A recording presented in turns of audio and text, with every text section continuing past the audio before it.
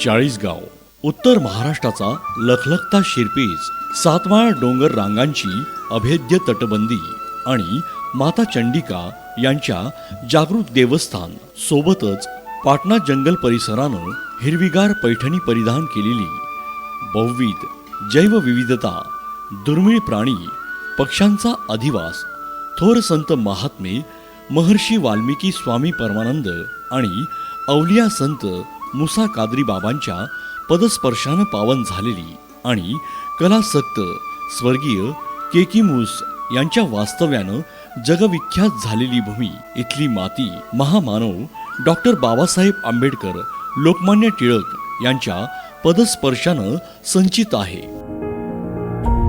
चाळीसगाव पंचक्रोशीतील हे रुपडे असे भरजरी आहे. आपले स्वर्गीय राजीवदादा यांना राजकीय वारसा हा त्यांच्या पूर्वजांपासून मिळालेला होता.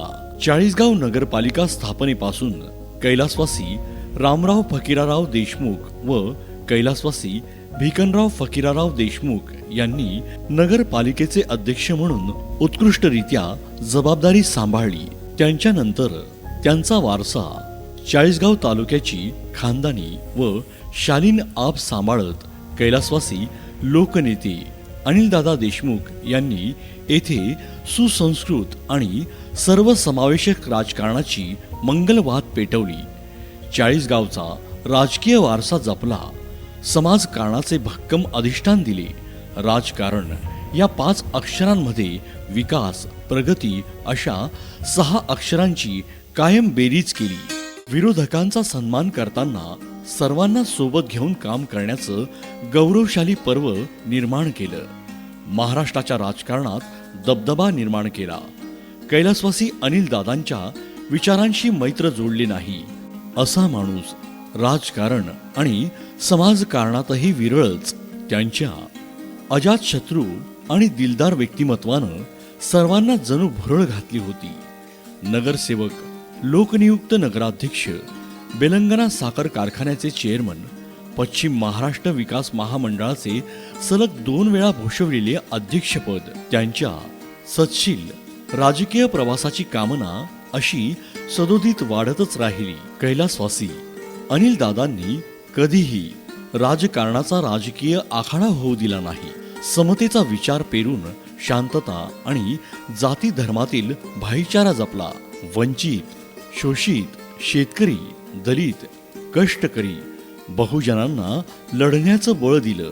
बेलंगणा कारखान्याच्या आवारात कारखान्याचे संस्थापक, चेअरमन आणि सहकार महर्षी कैलासवासी रामराव भाऊंचा पूर्णाकृती पुतळ्यानं त्यांचे प्रेरणादायी स्मारक उभारले.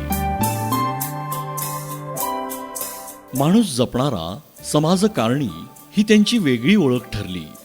40 वर्ष त्यांनी चाळीसगाव तालुक्याचे लोकप्रिय नेतृत्व केलं.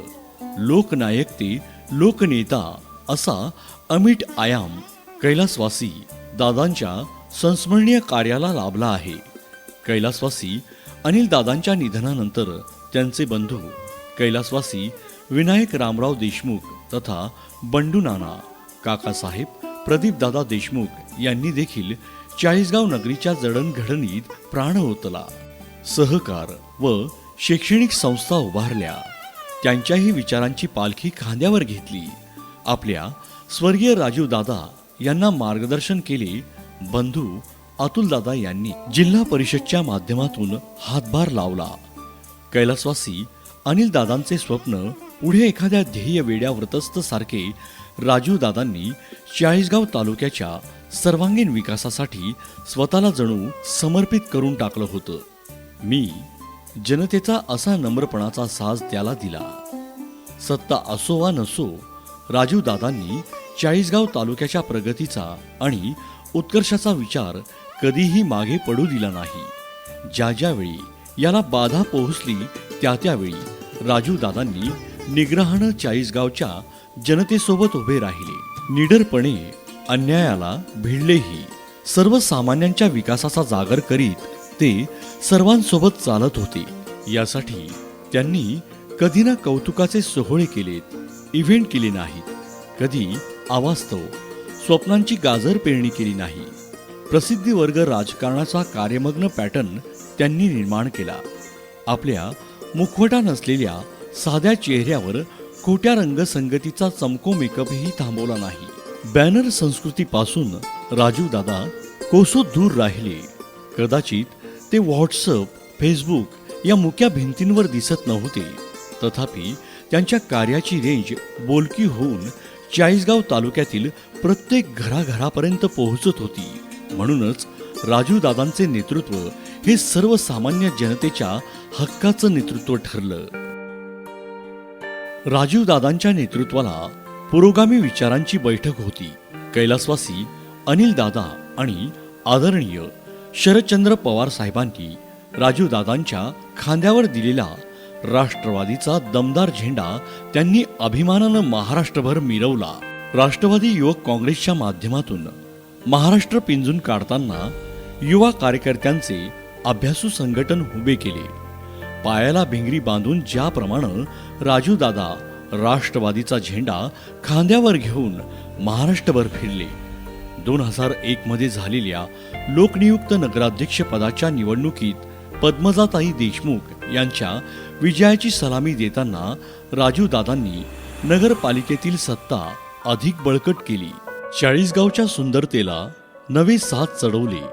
शहर सौंदर्याची पायाभरणी केली. व्यापारी संकुले, अग्निशमन केंद्राचे अद्ययावत नूतनीकरण, सुवर्ण स्मृती उद्यानाला दिलेला स्मार्ट चेहरा, अमरधामचे नूतनीकरण, छत्रपती शिवाजी महाराजांचा पूर्णाकृती पुतळा उभारणीचा घेतलेला ध्यास, रस्ते, शौचालय, गटारी, नदीपात्राची स्वच्छता आणि सुशोभीकरणासाठी कृती आराखडा अशा कितीतरी विकास कामांमुळे चाळीसगाव शहराचा कायापालट घडवून आणला.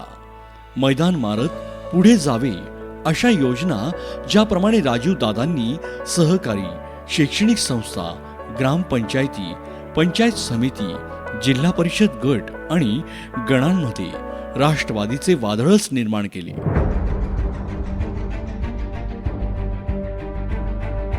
घराघरात राष्ट्रवादीचा विचार रुजवला. शेतकरी, कष्टकरी, व्यापारी, शोषित, वंचित, बहुजन यांच्यासाठी लोकलढ्याचे नेतृत्व केले. प्रसंगी रस्त्यावरच्या संघर्षातही राजूदादा पुढे राहिले.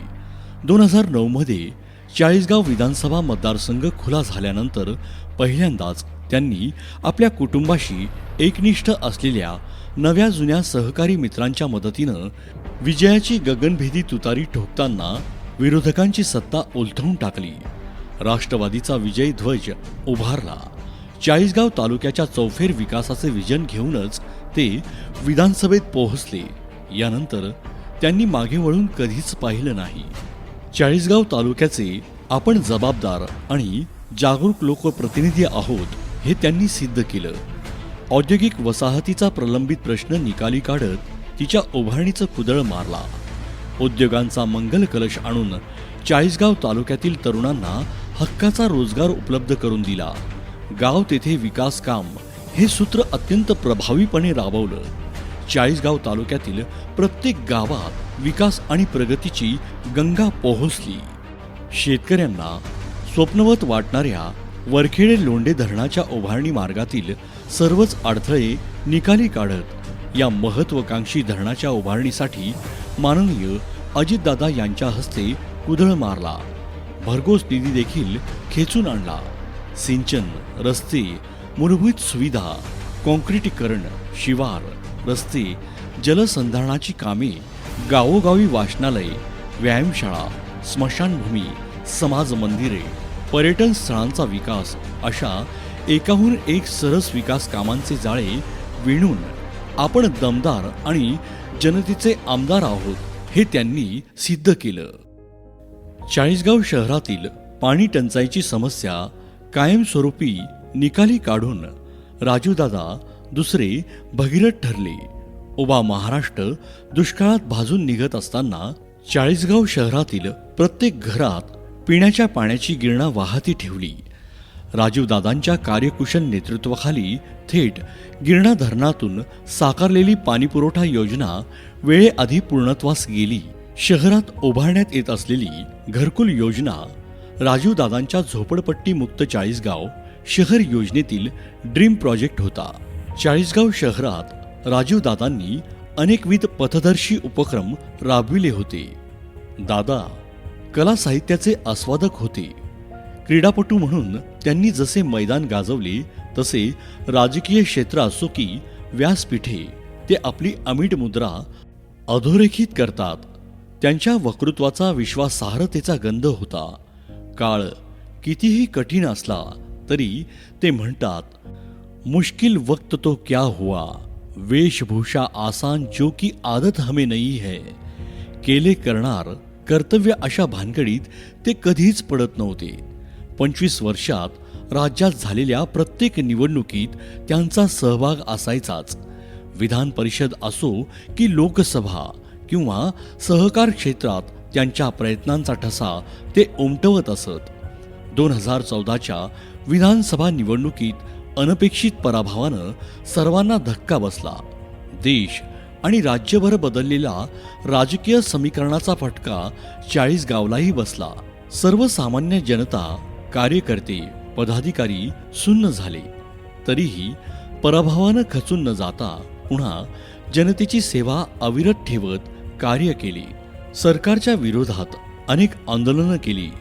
जिल्हा बँक निवडणुकीत निवडून येत पुन्हा पुनरागमनाची चाहूल निर्माण केली. त्यातून जिल्हा परिषद, पंचायत समिती, नगरपालिकांमध्ये कार्यकर्त्यांना संधी प्राप्त करून दिली. थेट रिझल्ट ओरिएंटल त्यांचे राजकारण होते. राजूदादा पुन्हा एकदा 2019च्या निवडणुकीसाठी सर्वांचे आशीर्वाद आणि शुभेच्छा घेऊन जिंकण्यासाठी उभे होते. 2009 ते 2014 या 5 वर्षाच्या कार्यकाळातील कामांची खुली किताब घेऊनच राजूदादा मैदानात उतरले. परंतु 2019ला देखील झालेला निसटता पराभव धक्कादायकरित्या तालुकावासियांनी अनुभवला. राजूदादांचा लढा हा चाळीसगाव तालुक्याच्या पुनर्वैभवासाठी होता. राज्यात महाविकास आघाडी सरकार स्थापन झाले. त्यात राजूदादा यांना मंत्रिपदाची संधी मिळणार होती. पक्षाच्या वरिष्ठ नेत्यांनी दादांच्या पराभवाबद्दल हळहळ व्यक्त केली. दादा खचले नाही. त्यांनी सरकारमधून सिमेंट बंधारे, शेतकऱ्यांसाठी शेकडो मातोश्री, पानंद रस्ते, विविध विभागाचा निधी तालुक्यासाठी प्राप्त करून घेतला. पंचायत समितीची आज उभी असलेली इमारत त्यांच्या आणि तत्कालीन सभापती अजय पाटील यांच्या प्रयत्नातून मंजूर झाली. राज्यात राजकीय घडामोडी घडल्या, सरकार गेले, पक्षांतरे झाली. या फुटाफुटाच्या राजकारणी वातावरणात आदरणीय शरदचंद्रजी पवार साहेबांवर निष्ठा कायम ठेवत पक्षात आपले स्थान दृढ ठेवले. कोरोना काळात मोठ्या प्रमाणात जनसेवा करत असताना अपघातानं अचानक मोठ्या वैद्यकीय उपचारांना त्यांना सामोरे जावे लागले. तालुक्यातील जनता, कार्यकर्ते आणि पदाधिकाऱ्यांनी देवाला साकडे घातले. परमेश्वर कृपेनं त्यातून ते वाचले. दीर्घकाळ उपचारानंतर त्यांनी पुन्हा जनसेवा अविरत सुरू ठेवली. 2024ची निवडणूक महाविकास आघाडी जागा वाटप होताना मित्र पक्षाकडे चाळीसगाव विधानसभेची जागा गेली.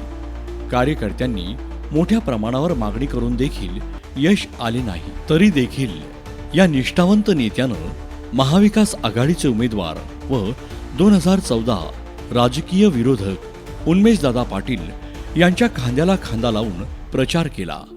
अपयश आले, पक्ष फुटला. तालुका, जिल्हा, राज्यात, देशात राजकीय बदलाचे वारे वाहू लागले.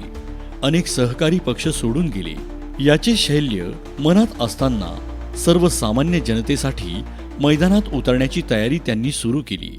नगरपालिका निवडणुकीत राजीवदादा पुनरागमन करतील या आशेनं तालुका शहर वासीय दादांना भेटून शुभेच्छा देत असताना अचानक हृदयविकाराच्या तीव्र झटक्यानं काळानं त्यांना हिरवून नेलं.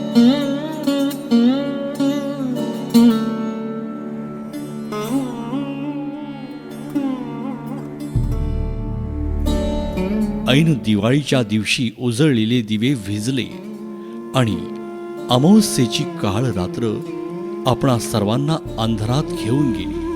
अवघा तालुका शोक सागर पसरला. अश्रूंचा महापूर दाटला. हजारोंच्या संख्येनं लोकांची पावले राजगड दिशेनं वळली. लाडक्या नेत्याला अखेरचा निरोप देण्यासाठी दादा अनंतात विलीन झाले. पुन्हा जबाबदारी आपल्या सर्वांवर टाकून.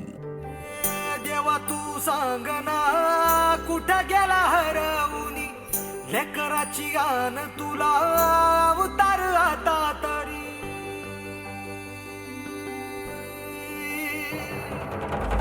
देवा तू सांगना कुठं गेला हरवूनी, लेकराची गान तुला उतार आता तरी. अंधारल्या दाही दिशा बेजारल मन, उर जळून निघाल बघ कर पाल मन. आता तरी